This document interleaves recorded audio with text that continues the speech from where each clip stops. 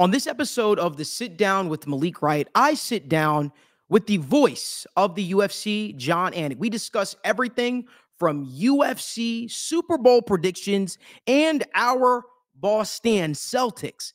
Make sure you guys give this video a like, subscribe to the YouTube channel, turn on post notifications so you guys don't miss when we go live from the First Star Logistics studio. We're joined here by who I consider the voice of the UFC, Mr. Jon Anik. Jon, I appreciate you for taking the time to sit and discuss, life as a UFC on-air commentator, as well as looking forward to some of the fights, my man.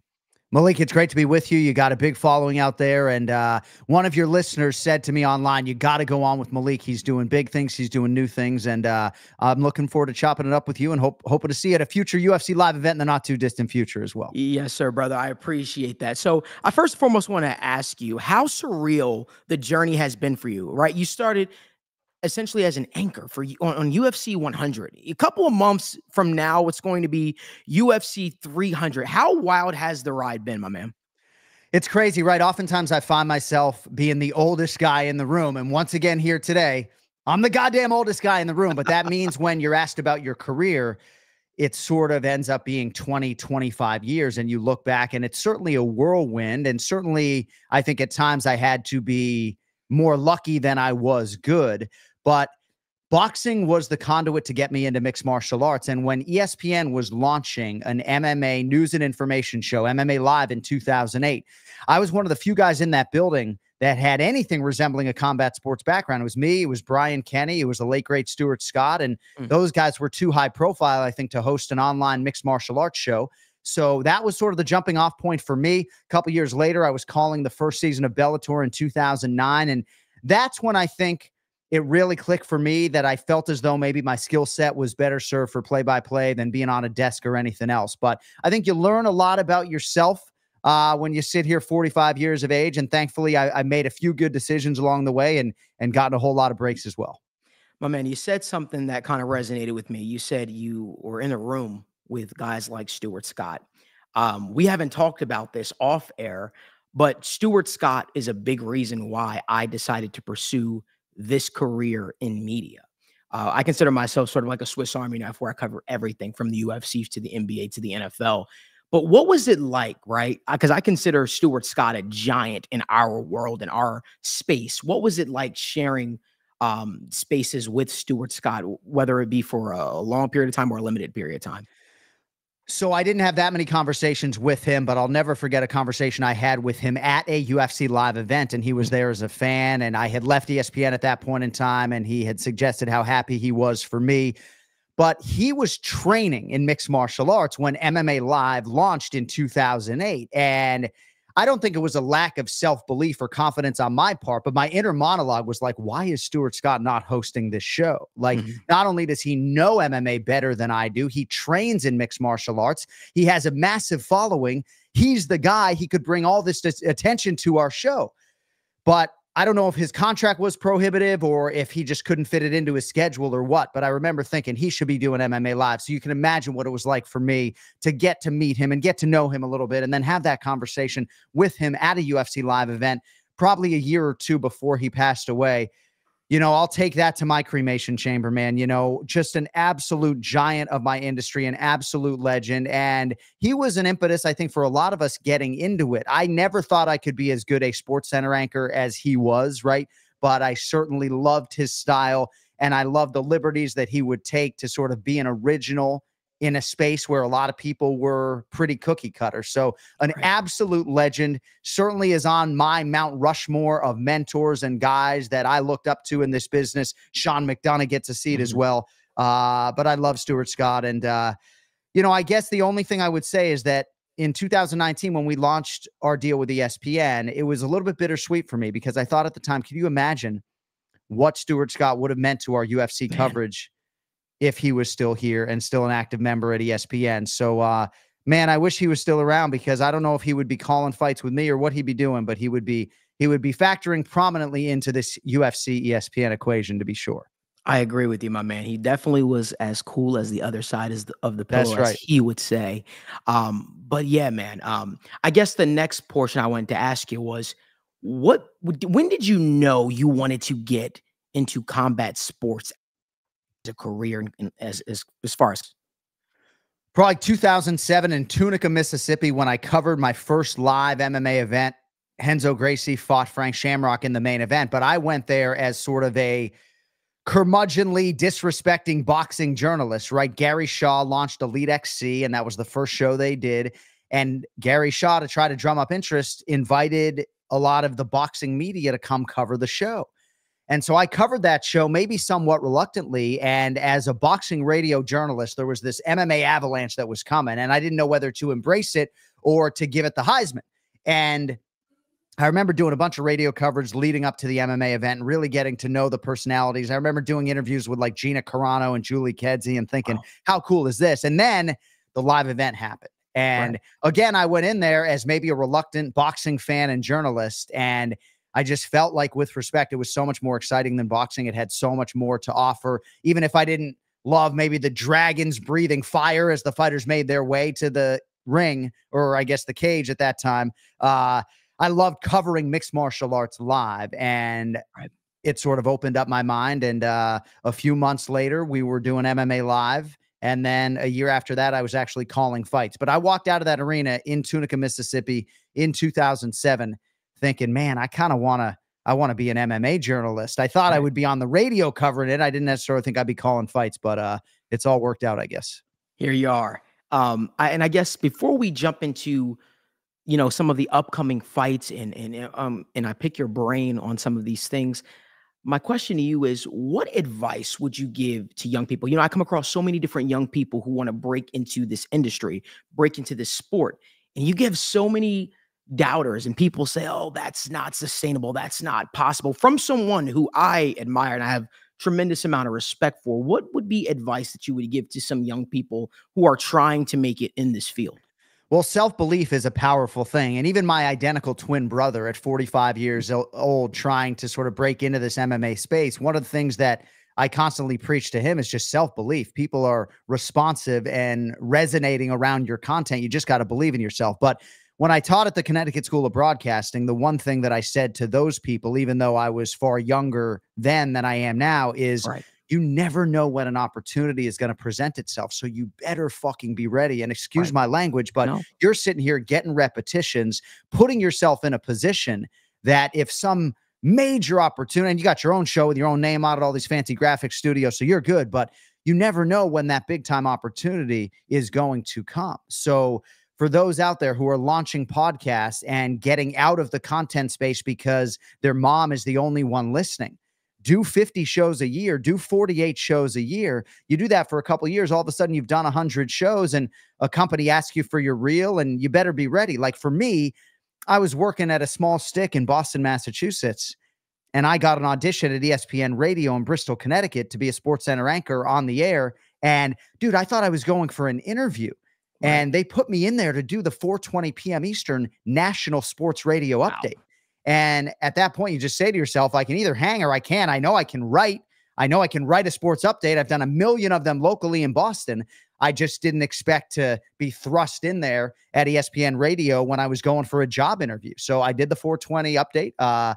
Didn't flub. I passed. It was absolutely exhilarating as an exercise to be on national radio at that stage of my career. And that was sort of the jumping off point for me, getting more opportunities in television to ESPN and eventually getting to the UFC. So you got to be ready for those opportunities, because truly you could be showing up for an interview and they could put you on the air.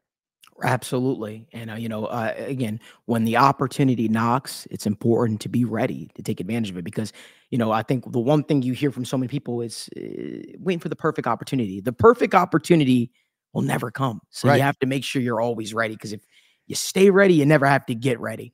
But let's transition over to some of the fights. So, Jon, I'll start by saying this. One fight that I am looking forward to this year is Ilia Topuria taking on Alexander Volkanovski. Now, the Twitter experts, they'll tell you, oh, Volk's got this in the bag. 100% Volk's got this in the bag. But you see, for me, I think it's a little bit more complicated than that. Yeah. I think that Ilia Topuria is the toughest opponent, with all due respect, right? One of the featherweight GOATs. I think Ilia Topuria is the toughest opponent Volkanovski has probably faced, not named Islam Makhachev. I want to know what your thoughts are on that fight. And maybe you can kind of give me your opinion on what makes Ilia special and what makes Volkanovski special and what makes this fight special. You set it up beautifully. It really is a special fight. And with respect to Max Holloway and Jose Aldo and all the men that Alexander Volkanovski has left in his wake, largely I would agree with you when you combine all of these circumstances surrounding this fight. It stands to reason that this could be his toughest title defense. And even before the fight on paper, a lot of people would agree with you, Malik, and suggest as much. Ilia Topuria is undefeated, and he has been working, even though he has this massive following, well over, I think, 2 million followers on Instagram. But largely, he's been working in silence. And when I sat down with him at our seasonal press conference last December, I talked to him about his unheralded coaches. And he sort of smirked and he said, eventually I become world champion. Everybody's going to get their shine. But this man has every skill befitting a UFC champion. And I think he likes the fact that people don't necessarily know a ton about him. Certainly there's some UFC footage on paper, right? I think he's 6-0 in the UFC, but I think he likes the fact that he has been working in silence. On the other side, of course, you have the decorated UFC featherweight champion. A lot of people believe Alexander Volkanovski is number 1 or number 2 as far as pound for pound status in the sport right now. But he's just a worker, man, you know, and hard work leads the dance for basically every parenting conversation I have. And certainly there's a lot of athleticism, but I think for Volk, it really begins with the discipline and the work ethic and the willingness to go to dark places constantly in training that maybe a lot of other athletes aren't willing to go to. But now, as you fast forward several title defenses in, as he continues to chase records, he's far more layered and nuanced as a striker. I mean, there's so many different feints and stance switches all the time. I would think he'd be a real headache to prepare for, despite the fact that there's a lot of film and a lot of 25-minute fights on the guy. But it's a great fight, man, and it's happening a few days after the Super Bowl. And I'm fond of saying, like, there's 15 Super Bowls a year. There's the one that the NFL does, and then there's the 14 that we do. It's hard to make sort of an NBA comparison because the finals are a best 4 out of 7, right? Right. But Alexander Volkanovski in defense against Ilia Topuria at UFC 298. Maybe it sounds hyperbolic because the promotion cuts my paycheck, but bro, mixed martial arts fans, to a man, to a woman, are getting a Super Bowl like a few days after the NFL 100%. does there. Like, it's one of the best fights of the year, and I appreciate that you led with that one, buddy.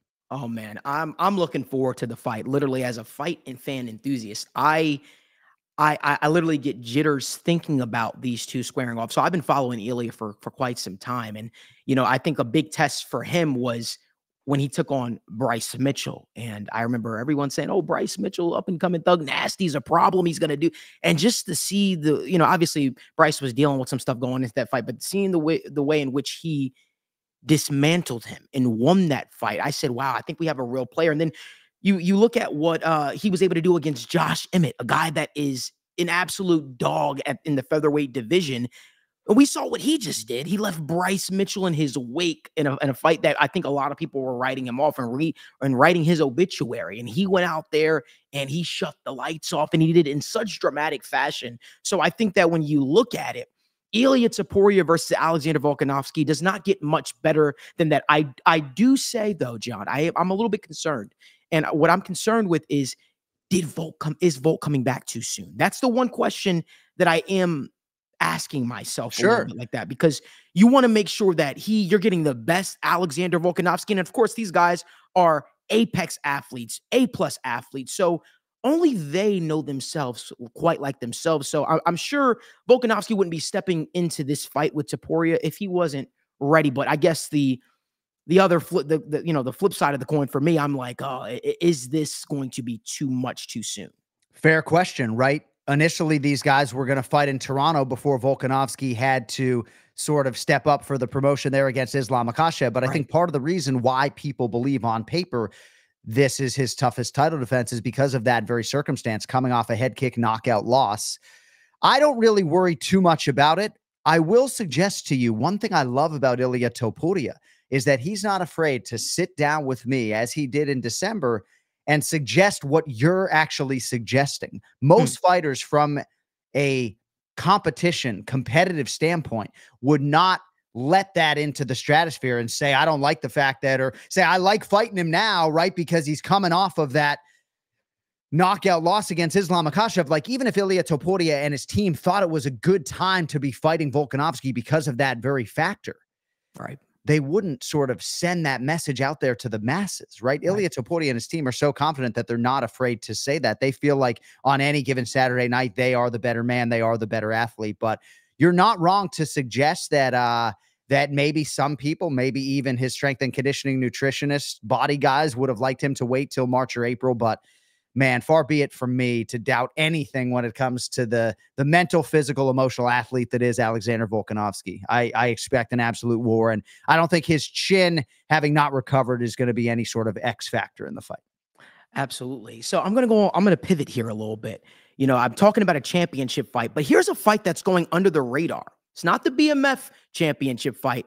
It's Benoit Saint Denis taking on Dustin Poirier. When I say tune into this fight, this is going to be a fight for the ages. I genuinely believe these two match up so well with one another.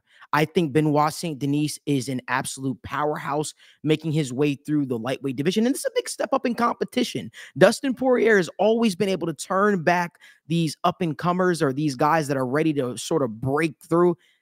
John, talk to me a little bit about that fight. What are you looking for when it comes to Dustin Poirier making his return to the octagon against a guy like Benoit Saint Denis? So there are a lot of lightweights who maybe are avoided. Excuse me, like Arman Tsarukyan is a guy that not a lot of people maybe want to fight, or Rafael Fiziev is a really tough matchup, and Justin Gaethje sucked it up and fought him and beat him, right?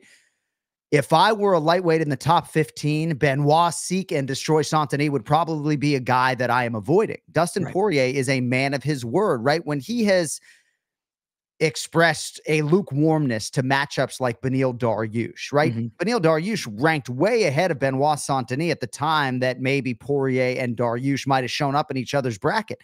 Dustin's just saying the fight doesn't excite him. Here he's fighting a guy that he certainly doesn't have to. Right. And he's the betting underdog, by the way, because the fight excites him, because Benoit Saint Denis is one of these guys that looks really hard to beat. You know, he's a French Navy SEAL, or the equivalent in France, French Special Forces.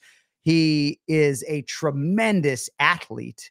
And even though he's still a developing mixed martial arts athlete who is not yet in his fighting prime, like somebody like Dustin Poirier, right, he's an elite lightweight already, you know, and he didn't even want to turn around as quickly as he did after fighting in Paris in September to fight Matt Frevola, Madison Square Garden in November. Like, his management maybe thought it was too soon and he wanted to recover. Took one for the team, knocks out Matt Frevola, gets his ranking, and now he's on top of the world, you know, borderline star status already, despite not even getting to the top 5. So I love that Dustin takes the fight. You're right to point out just the stylistic masterpiece that these two could put together, just in terms of their overall toughness and skills. I'm so excited for that fight, and I love that it's happening, obviously, with a Miami, Florida backdrop. But it takes two to tango, and I love the fact that Dustin Poirier accepted this fight. It really proves nothing that we didn't know. It confirms that he's a man of his word. Absolutely. I couldn't agree more. So I guess the question I want to ask you next, let's talk about the heavyweight division. Tom Aspinall, UFC interim champion, he's been calling for a fight with Jon Jones. And I think most of the MMA masses are trying to make sense of Jon Jones's logic behind Stipe Miocic, nothing else. Do you think that, I guess, UFC fans, MMA fans are sort of being let down by Jon Jones not taking on, or not wanting to take on, the challenge that is Tom? I certainly don't think Jon Jones is scared of Tom Aspinall, like some have suggested.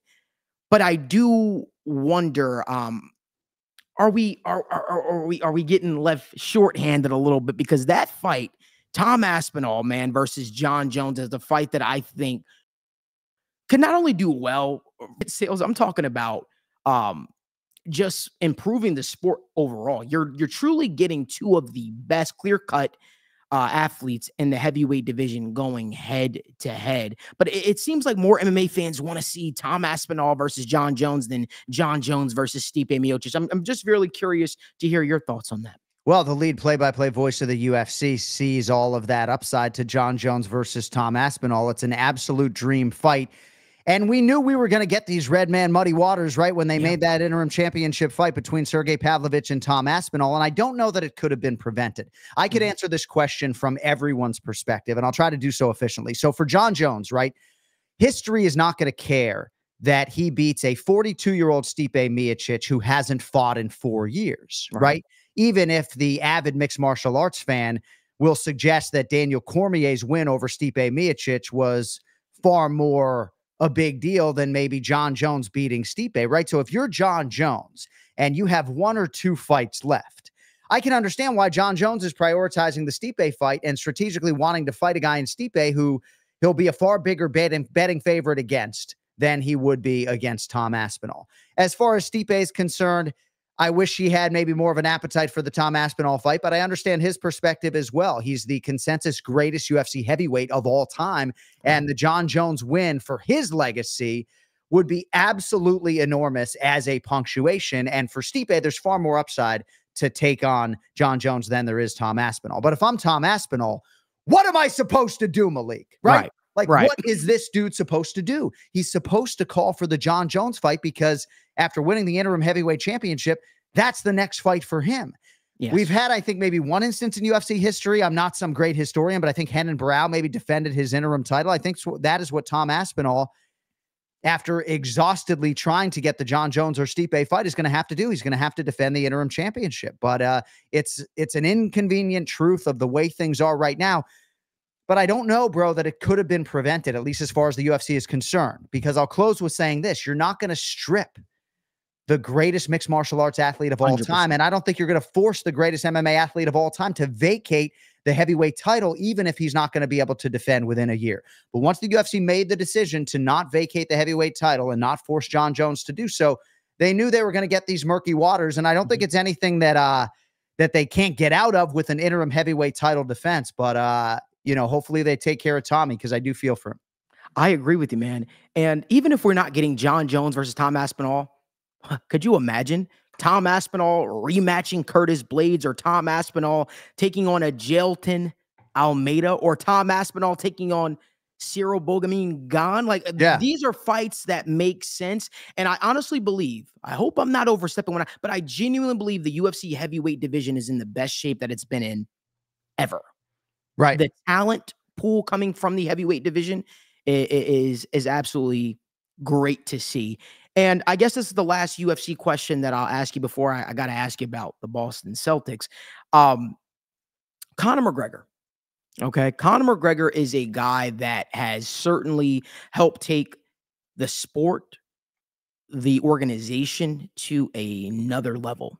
And, he's talked about the idea of coming back, and we know he's training right now for the idea to come back to, I believe, fight Michael Chandler. I guess maybe it's me, but I never doubt Conor McGregor and his ability and what he's able to do. I still think there are a lot of big fights out there. I guess the question is, do you think Conor McGregor can truly, if he dedicated himself, make another championship run? Well, it depends what his appetite is for cutting back down to 155 pounds. Yeah. And if I have any sort of negative thing to say about Conor McGregor's career, it's only that he only has 1 win at 155 pounds in the UFC, when he beat Eddie Alvarez for the undisputed UFC lightweight championship. So I have always said that Conor McGregor's appetite for more MMA scalps, more MMA greatness, more MMA legacy is such that he will come back and get in a regular competition cycle. I think we have to give him the benefit of the doubt because of the leg break. And I truly believe, had his leg not broken, he would have stayed in that active competition cycle that saw him fight Dustin Poirier for the second and third time in a relatively small window. So I do believe he has an appetite for getting back into a regular competition schedule. And once he gets to that first fight, I don't think it's out of the realm of possibility that he would turn around in 3 or 4 months. But I just don't know at this point in time if you'll ever get like the annual dedication that it would take to, have 2 title fights in a year and everything that comes with all of that. Right. and you just can't control the snowball that made him the biggest mixed martial arts superstar and made it so that, unlike Michael Jordan, another LeBron James isn't going to walk through that door. Like, I feel pretty convicted in saying there will never be another Conor McGregor. Even if you want to trot out the biggest superstars in the UFC right now, like Tom Aspinall, to your previous point, right? As a heavyweight belt-owning champion in a nation that is rabid about its mixed martial arts. Right. Tom Aspinall's got a great chance to be an absolute megastar, not unlike Michael Bisping was, but nobody is on the level of a Conor McGregor. And I think for better or for worse, I guess for me as an MMA fan, for worse, that has made it so he hasn't made as many walks. He wanted to fight at the UFC Apex, bro. You're going to pay him $10, $15 million to trot out at the UFC Apex, right? Like, it isn't all on him. But I do believe that after he gets through that next fight, and idealistically it happens sooner rather than later against Michael Chandler, we're looking at more super fights at 170 pounds and not some sort of path to the championship. And there has been some discourse recently, Malik, about maybe Leon Edwards' next title defense happening at 175 pounds and the UFC opening up a 165-pound division. Wow. I haven't heard that internally. I think that's just rumor mill stuff. But if ever there were a time to do that and try to create a championship for Conor McGregor, granted he hasn't won a fight in 4 years, maybe this would be the time to strike on that initiative. But if you're asking me the question as you did about the championship, I think it's more likely that we see him in mega fights and super fights than it is that we see him in a championship setting. But if he beats Chandler, maybe he fights Leon or the champ at 170 pounds. You never know. I agree, my man. All right. So you're from Boston. Okay. You're a Boston Celtics fan. I'm from New Jersey. I'm a Boston Celtics fan. The producer, my guy, my best friend, Daniel, he's from California. He's a Boston Celtics fan. Is this the year the Boston Celtics break through? I mean, certainly you look at the talent that we have: Jason Tatum, Jaylen Brown, Kristaps Porzingis, Drew Holiday, Derek White. The list goes on and on and on. They look like true juggernauts in the East. But is this the year that the Celtics finally break through? Because genuinely, Jon, obviously with respect to teams like the Milwaukee Bucks, respect to teams like the Miami Heat, the New York Knicks, I don't know if those teams can offer up enough of a threat to the Boston Celtics to threaten a potential championship run here.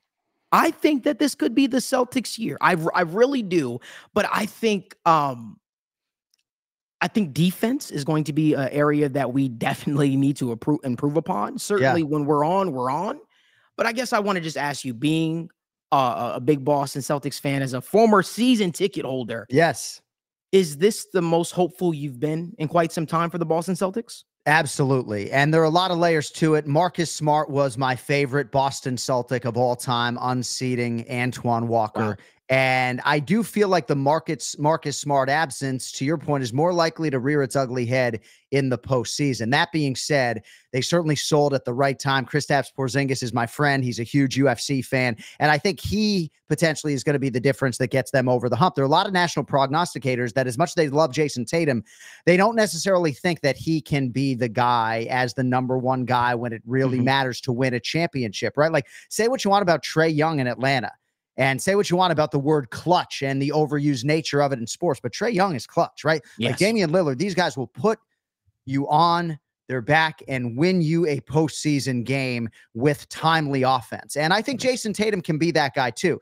But for Tatum, his legacy is going to be judged upon winning one championship. He's got to get at least one, right? Like all these guys, Giannis, Jokic, both have one. Joel Embiid, got to win one or his legacy will forever be judged as such. I think Joe Mazzulla is a good coach. I think he's better than maybe people think, but he's got to get them easier offensive looks towards the end of the regular season, because the notion that they're going to make their threes and just be the great shot-making team that they are in the second season, I think is a little bit ambitious. But yeah, I think it's their best chance, to be sure. Health is wealth. And if Porzingis is healthy, I really like their chances. But dude, the Eastern Conference got a lot more difficult when Terry Rozier got traded to the Heat, and the Knicks are on the upswing and everything else. Underrated move. A question I asked Dana last year, I'm going to ask you this year. What is your Super Bowl pick?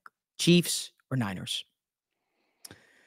So I have to go with the best player on the field, and that is Patrick Mahomes. I think Christian McCaffrey could end up as the Super Bowl MVP and win this thing for the San Francisco 49ers. but the better defense belongs to Kansas City. And just seeing how calm, cool, collected, controlled Patrick Mahomes was in a very difficult environment in Baltimore gives me a lot of confidence that he's going to play great in Vegas. You know, I don't know if he's eating mushrooms, microdosing before the game, my man, but like everything slows down for this guy. He's for like sure. The Matrix. And so I got to bet on Patrick Mahomes. I have a lot of futures tied to the San Francisco 49ers, and I've already hedged some of those. I got some Kansas City plus 2-point tickets already. I think that at the end of the day, the Kansas City defense parlay with Patrick Mahomes is going to make it back-to-back. I agree with you, my man. Well, Jon, you've been more than gracious with your time. I want to thank you so much, my man, for, you know, sitting down, taking time out of your busy schedule to chop it up with me and just talk everything sports, but including, you know, obviously the UFC, our Boston Celtics, and so much more, my man. This has been an absolute blast. Thank you again, my man. And this, we certainly got to do this again, because this has been fun. I would love to chop it up with you again. You sound great. You look great, my man. And hopefully I cross your wake at a UFC live event in the not too distant future. But thanks for having me on. And I enjoyed coming on. I enjoyed the show, the whole backdrop and everything else, buddy. We'll see you soon. Thank you, brother.